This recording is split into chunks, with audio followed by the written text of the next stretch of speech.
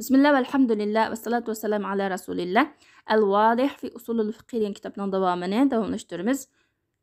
Payg'ambar sallallohu alayhi va sallamning sunnati haqida to'xtalayotgan ikkinchi fasl Payg'ambar alayhissalomning ish harakatlari va so'zlaridan hujjat bo'ldig'ini va hujjat bo'lmaydig'ini. Garchi Muhammad sallallohu alayhi va sallamni Alloh taolo insonlarga ularga dinni bayon qilib berish uchun avatgan payg'ambar bo'lsa-mu, lekin u Muhammad alayhissalom o'zining insonlik sifatida davomlashgan.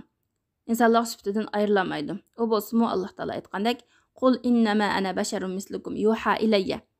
Ayting Muhammad sallallohu alayhi va sallam, men faqat sizlarga o'xshash inson, menga vahiy qilinadi. Bu oyatda ikki ishni Alloh Taolo jug'ildi. Birinchisi u elchi.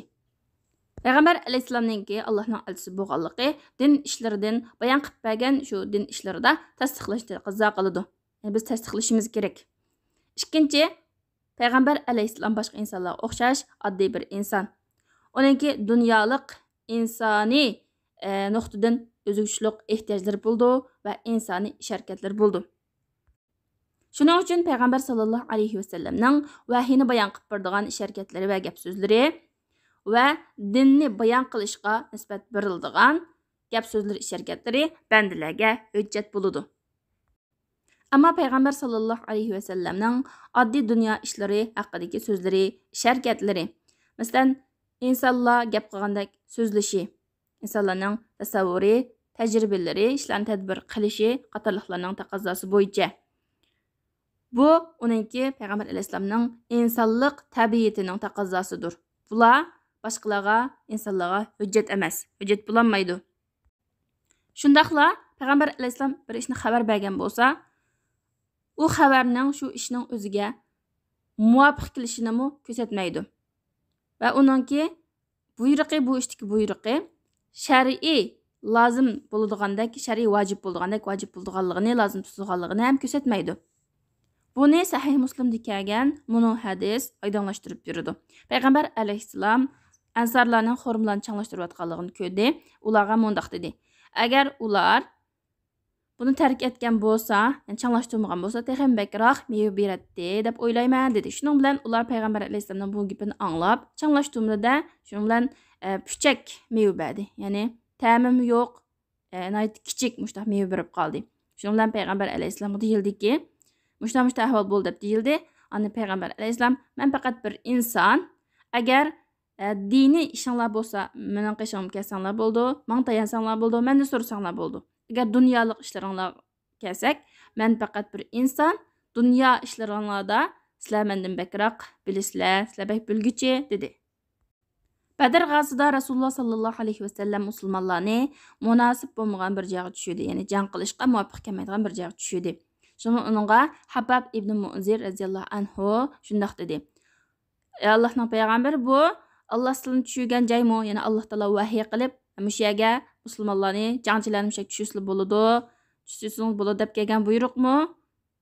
Laysa lana an nataqaddama anhu aw nata'akhkhar." Shundan bilan biz uningdan ya ilgari bo'lmaydigan, oldimizga mangmaydigan, ya keynimizga chekinmaydigan, chekinsak bo'lmaydigan o'sha muqim turishimiz kerak bo'lgan Allohning vahiyisimi yoki bu o'zlarining fikr ko'z qarashi, jang va jangdagi hiyla-mikrmi, tadbirmi degandan keyin Payg'ambar alayhissalom balki u ra'y, ya'ni tadbir, meningki o'zim o'ylagan choram jang va hiyla-mikr tadbirdan iborat dedi. Shundan bilan Habab radhiyallohu anhu laysa hazalaka bi manzil. Undaqda bu sil tushadigan joy emas deb uningga o'zining fikrini o'tirib qo'yib maslahat berdi. Shundan bilan uning maslahati qabul qilindi. Yana shu ikki hadisdan Payg'ambar sallallohu alayhi va sallamning sharakatlari, gap so'zlari dunyolik ishlar va yoki diniy ishlar deb ikkiga bo'linganligini ko'rib olg'il bo'ldi. Sahobalar buni bilganligi uchun bu Alloh taolo tarafdan kelgan vahiymi yoki o'zlarining fikr ko'z qarashimi, o'zlari inson bo'lish jihatdan o'ylab chiqqan chora tadbirmi deb so'radi. Ogohlantirish bu masalalarni texnikroq kengaytirib tushunish uchun bizning Af'alur Rasul degan kitobimizga murojaat qilsanglar bo'ladi va bizningki Payg'ambar sallallohu alayhi va sallamning tibobat ishlaridagi payg'ambarviy hadislarni hujjat bo'lish qanchalik degan unvondagi shu mavzu ostidagi tadqiqotimizga murojaat qilib baqsanglar bo'ladi.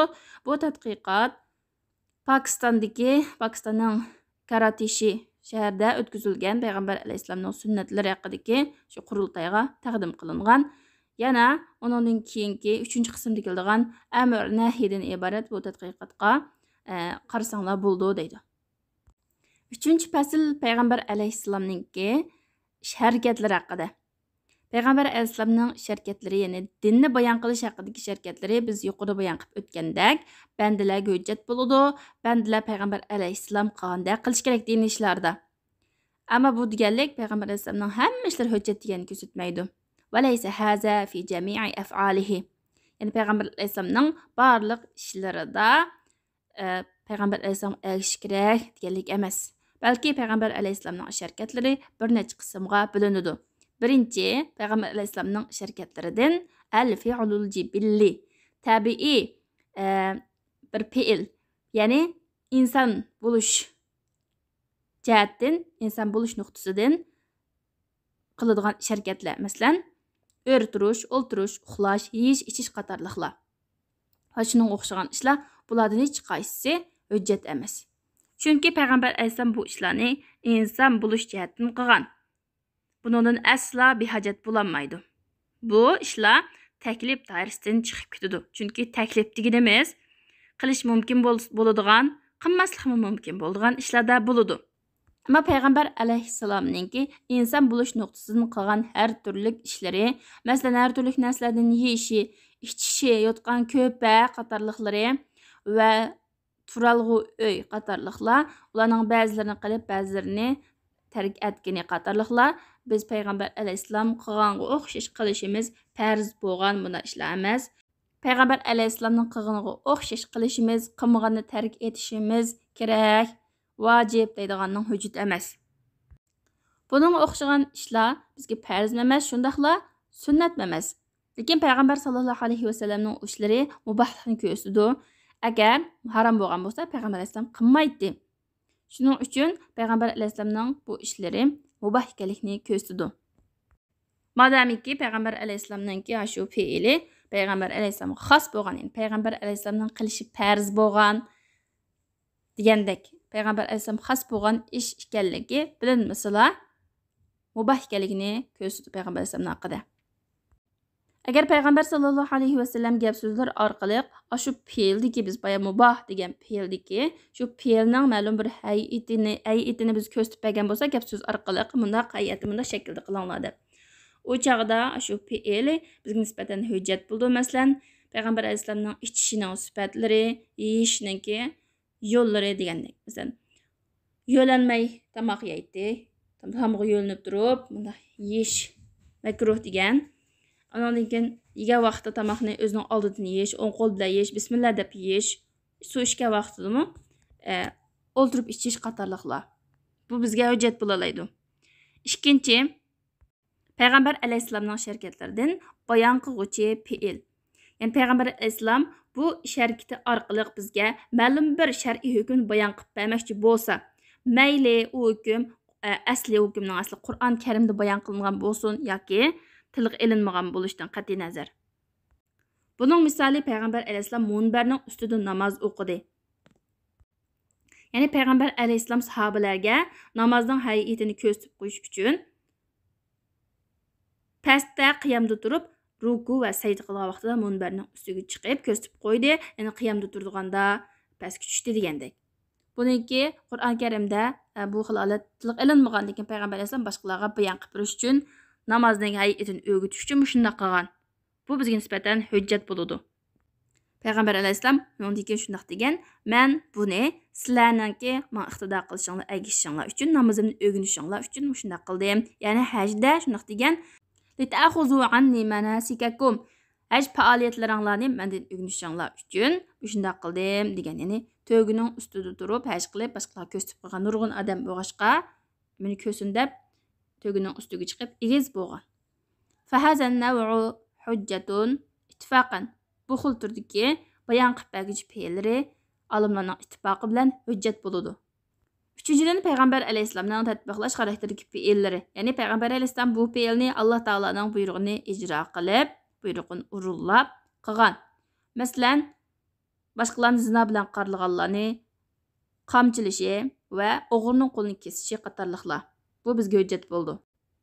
Shunga Payg'ambar alayhisolamning bu xil turdagi fe'lidan hukm ilindi va bu fe'li bu hukmga nisbatan hujjat bo'ldi. 4-chi, Payg'ambar alayhisolamga xos bo'lgan fe'llari. Ya'ni Payg'ambar alayhisolam payg'ambar bo'lganligi uchun Payg'ambar alayhisolamga xos bo'lgan xususiyatlar.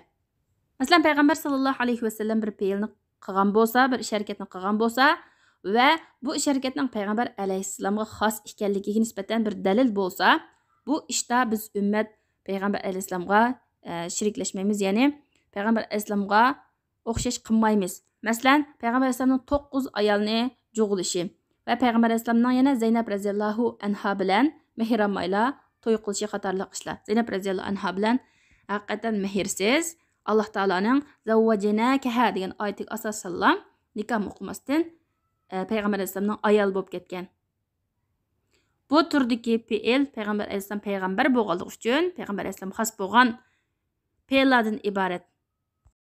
Shunga Payg'ambar alayhisolamningki bu turdagi fe'llari bizning haqqimizdagi bir hukmga dalolat qilmaydi. Bizning haqqimizga bir hukmni ko'rsatmaydi. 5-chi, yuqorqi fe'llardan boshqa fe'llar odatdagi fe'llar deb ataladi. Bu turdagi fe'llarga nisbatan agar uning hukmi Payg'ambar alayhisolam nisbatan hukmi bilinsa, bizning haqqimizda shundoq bo'ladi. Chunki Payg'ambar alayhisolam bizga ulga. Bu vaqtda Alloh taolo shundoq degan: "Laqad kana lakum fi rasulillahi uswatun hasanatan liman kanu yarjulloha val yawmal akhir." Alloh va oxirat kunini irod qilgan kishi uchun Payg'ambar sallallohu alayhi vasallamda sizlarga haqiqatan go'zal namuna bordir. Ammo Payg'ambar sallallohu alayhi vasallamning sharkatlaridan sifati bilinmaganlarga nisbatan bu ikki qism bo'ladi. Birisi Alloh taologa ibodat qilish turidagi fe'llar. Masalan, Payg'ambar alayhisolam ma'lum bir munosabat tufayli 2 rakat namoz o'qigan bo'lsa yoki ma'lum kunlarda davomli ro'za tutgan bo'lsa, buning hukmi mandublikqa opirildi, vojiblikqa opirilmaydi. Chunki bizning haqqimizdagi asli qoida baroatuz zimma, ya'ni gadinimizdan saqit bo'lish. Ammo Payg'ambar alayhisolamning ish harakatlaridan Alloh taolo ibodat qilish turidan bo'lmagan ish harakatlarni vojib yoki mandub demaymiz, garchi bu ish harakatlar vojiblikni yoki mandublikni bildiradigan ehtimolligi bo'lgan taqdirdami. Lekin biz buni mubah deymiz. Chunki bu to'g'ri. Chunki asli qoida gadinimizdagi taklifotlardan baroa bo'lishi. Ya'ni asli bizga u taklifotlar yuklanmaydi. Wala yuqalu inna fi'alahu haramun aw makruh. Payg'ambar alayhisolamning fe'li harom yoki makruh deyilmaydi. Chunki Rasululloh sallallohu alayhi vasallam Alloh taolo cheklagan ishlarni qilmaydi. Harom ishni yoki makruh ishni qilmaydi. Hamda diqqat, Payg'ambar alayhisolamningki fe'li sunnatlari haqida texim kengaytib bilim erishmoqchi bo'lganlar Af'alur Rasul va dalalatuha ala al-ahkam ash-shar'iyya degan kitobga murojaat qilib bo'ldi. Muhammad Sulaymon Ashqarning deydi. Bu doktorlik risolasi ekan. Bu kitobda, ya'ni bu risolada taqrir va tarki sunnatlar uchun mustaqil 2 fasl bor deydi. Tarki sunnatni tuvanda zikr qildi va hiya awfa marja'in fil mavdu. Bu temadagi bu mavzudagi eng yetarlik bo'lgan marja'dan iborat, manbadan iborat. Subhanakallahumma bihamdika ashhadu an la ilaha illa anta astaghfiruka va atubu ilayk.